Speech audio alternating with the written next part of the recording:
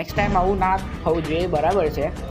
કારણ કે આમાં મારા ઉપર ઉંગળી ઉઠી ગઈ છે, પણ મારો કોઈ વાત નથી, એ તો વિડીયોમાં દેખાય છે. આના લીધે કદાચ મારા ફ્યુચર પર પણ અસર થઈ શકે છે.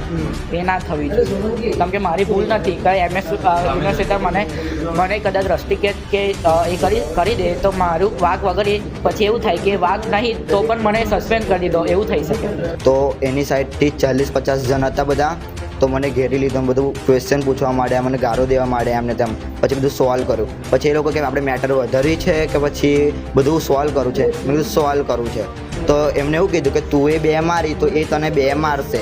મેં કીધું ઠીક છે, મારી ભૂલ છે, તો મેં 2 માર ખાઈ લઈશ, તો વાંધો નહીં. તો એને મેં બધાની સામે સોરી બોલેલો અને મેં મારેલો. તો એને મને 2 વાર મારી લીધું અને એ બધાની વચ્ચે સોલ્વ થઈ ગયું. પછી બધાની સામે અમે ફ્રેન્ડશિપ કરી દીધી અને મેટર આખી સોલ્વ કરી દીધી. અમને જેવી વાતની ખબર પડી ત્યાર પછી અમે તરત જ એ 2 છોકરા પણ હાજર હતા, એમને અમે વાત કરી અને એમની પ્રતિક્રિયા તેમને આપી જ છે.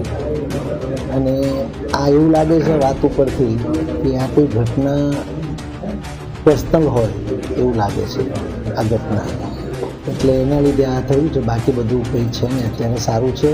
અને ફરીથી આપણા માધ્યમથી કહું છું કે પોલિટેકનિક કોલેજ અને વિદ્યાર્થી અમારા છે, એમને કંઈ પણ થાય જવાબદારી અમારી છે અને અમે સંપૂર્ણ નિભાવીએ છીએ. અને બંનેને બોલાવ્યા છે, એમના મા બાપને પણ બોલાવીશું, બીજા મિત્રોને પણ બોલાવીને અમે આ વસ્તુનું સમાધાન થઈ ગયું છે.